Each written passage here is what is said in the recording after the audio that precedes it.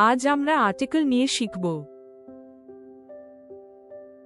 I saw one-eyed man when I was walking on the road. এটি article এর প্রশ্ন। বিকল্পগুলো দেখি। ক, এ, খ, অ্যান, গ, দ্য, ঘ, no article is needed.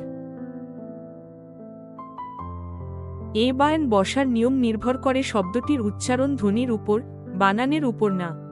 এখানে ওয়ান আইড এর উচ্চারণ শুরু হয় ওয়ান দিয়ে বা উচ্চারণে ডাব্লিউ শব্দ আসে, যা একটি ব্যঞ্জন ধ্বনি বা কনসোনেন্ট সাউন্ড।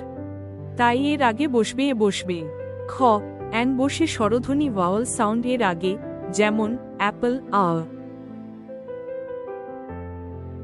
গ, দ্য বসে নির্দিষ্ট বা আগে থেকেই জানা কোনো জিনিসের আগে। এখানে লোকটির কথা প্রথমবার বলা হচ্ছে, অর্থাৎ ইন্ট্রোডিউসিং, তাই দ্য বসানো যাবে না। ঘ, no article is needed man একটি গণনাযোগ্য একবচন বিশেষ্য। একবচন গণনাযোগ্য বিশেষ্যের আগে আর্টিকেল এ, অ্যান না বসলে বাক্যটি ব্যাকরণসম্মত হয় না। আই স ম্যান বলা যায় না।